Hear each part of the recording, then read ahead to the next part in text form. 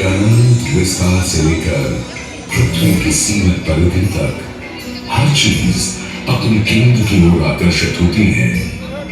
इस पृथ्वी पर एक ऐसा केंद्र है जो न केवल मानवता की आस्था और भावनाओं को बल्कि उनकी आत्मा की गहराइयों को भी अपनी ओर खींचता है। महाकुंभ क्या है वो शक्ति जो हम सबको एक सूत्र में बांधती है? उत्तर है गंगा।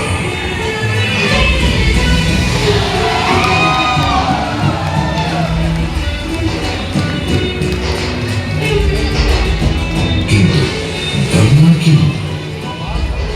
क्योंकि गंगा कोई नदी नहीं है, आस्था की अविरल तरल धारा है। गंगा विश्वासों की वाहिनी, संस्कृति की सरिता है गंगा। और इस स्थान पर, इस प्रयागों के राज में श्वेत रंगा गंगा का संगम होता है अपनी दो बहनों श्यामल वर्ण यमुना और अदृश्य सरस्वती से। और इस त्रिवेणी संगम के कारण ही यह जगह इतनी महत्वपूर्ण हो जाती है। गंगा के उद्गम के बारे में जो पौराणिक कथा प्रचलित है वो बड़ी ही रोचक और मनमोहक है। तो आइए क्यों न आज हम आपको गंगा अवतरण की कहानी सुनाएं, दिखाएं। नारी का राजा बन पर करता था दम, पूरी पृथ्वी पर फैला था उसका ही आतंक। उसके आतंक को रोकने विष्णु ने धरा एक रूप, बाबा मंगोल का बौना बनकर पहुंचे जहां था भूत। सारे दरबारी बौने ब्राह्मण पर हंसे, पर बारी ने जब उसे दान मांगने को कहा तो उसने कुटिया बनाने को केवल 3 पग भूमि मांगी।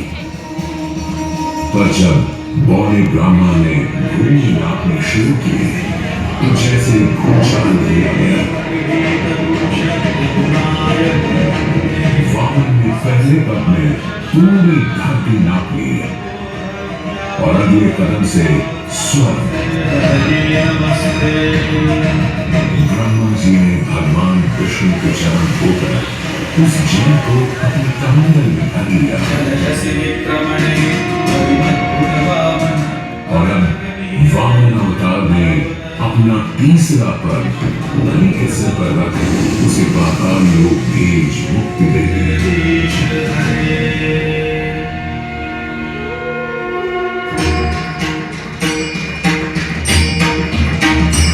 अब स्वर्ग लोक में भगवान ब्रह्मा जी ने जब शरणागत में हाथ डाला तो वहीं से निकल आई चंचल निर्मल धवल गंगा जी।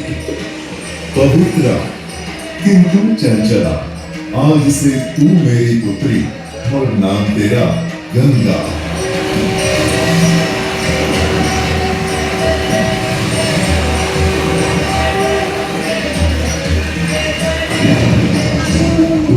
कुछ समय बाद सतयुग में इक्ष्वाकु कुल के सूर्यवंशी राजा सगर ने सारे संसार को जीतने के लिए एक अश्वमेध यज्ञ का संकल्प किया।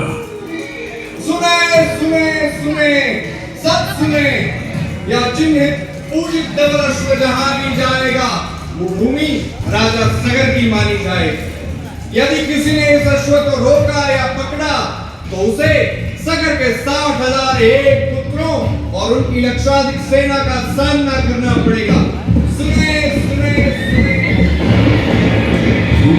सगर का अश्व अजेय अपराजेय बढ़ता जा रहा था और स्वयं लोक में बढ़ती जा रही थी देवेंद्र इंद्र की तुलना। डरकर वो अश्व को रोकने की युक्ति लगाने लगे। इंद्र ने राजा सगर के उस घोड़े को चुरा लिया और छल से महर्षि कपिल के आश्रम में बांध दिया। घोड़े को खोजते हुए राजा सगर के 60,000 पुत्र महर्षि कपिल के आश्रम में पहुंचे। वहां घोड़े को बंधा हुआ देख क्रोधित पुत्रों ने कपिल मुनि को घोड़ा चोर समझा और उन्हें अपशब्द कहने लगे। वाचाल कुमारों, यदि कपिल ऋषि ने खोली आंख तो तपस की योगाग्नि से जलकर तुम सब हो जाओगे राख।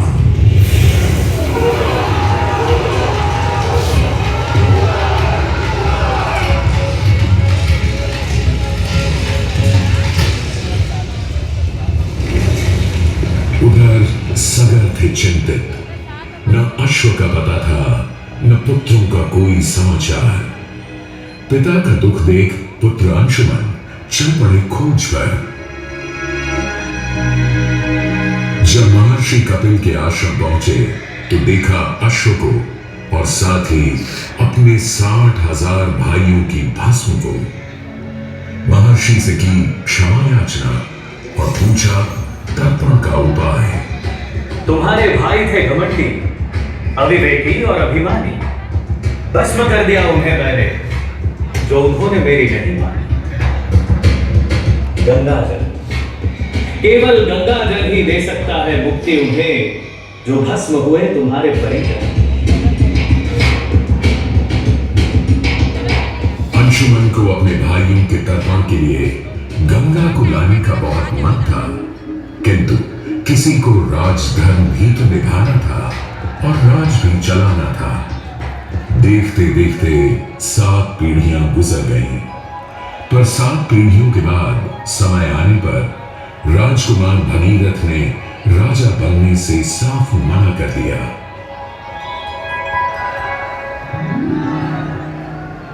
क्षमा कीजिए, क्या ये आवश्यक है कि राजा का बेटा ही राजा बने? मैं पहले तपस्या और फिर ब्रह्मा से गंगा को मांग कर पृथ्वी पर ले आऊं और फिर उनके पावन पवित्र जल से अपने 60,000 पूर्वजों का तर्पण करूं। दिन वर्ष बदले, ऋतुओं की हवा बदली, नदियों के किनारे बदले, किंतु नहीं बदला भगीरथ का संकल्प। गंगा उतरा।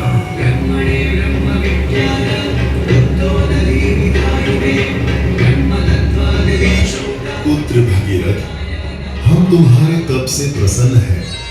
बताओ क्या आशीर्वाद चाहिए? हे भगवान, मेरे पूर्वज के तर्पण के लिए मुझे आपकी पुत्री गंगा चाहिए। तथास्तु, किंतु यदि गंगा स्वर्ग से सीधे धरती पर गिरी तो पृथ्वी को चीरते हुए गंगा सीधे पाताल में पहुंच जाएगी। इसलिए तुम भगवान शिव शंकर को मनाओ ताकि गंगा जब स्वर्ग से नीचे उतरे तो वो उसे अपनी जटा में थाम ले। अब भगीरथ ने एक अंगूठे पर खड़े होकर भगवान शंकर को मनाने के लिए शिव शंकर का जाप शुरू कर दिया। जय बद्धावन जय पतितावन शोभन शावन शिव शंभो विपद विहारम अधम उदाहरण सत्य सनातन शिव शंभो राज वचन हर जल जनयन वर धवल कोई भी वर मांग लो आज। हे प्रभु, जब गंगा स्वर्ग से धरती पर गिरे तब आप बीच में उन्हें अपनी जटाओं में साध ले, नहीं तो पूरी पृथ्वी नष्ट हो जाएगी। बस इतनी सी बात? ठीक है, ब्रह्मदेव से कहो शिव तैयार है, आने दो गंगा को, आने दो।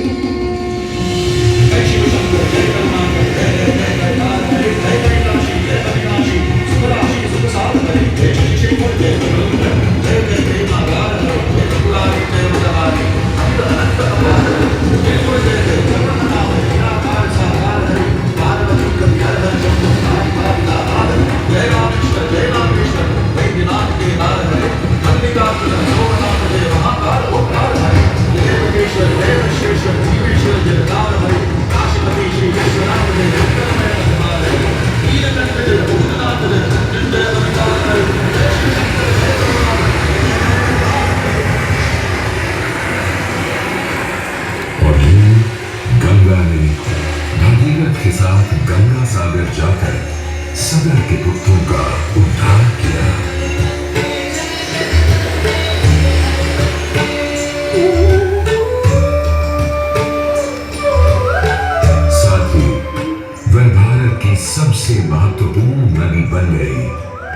जिसका भारत के जीवन में धार्मिक, आर्थिक, सामाजिक, ऐतिहासिक अभिदान अनंत है।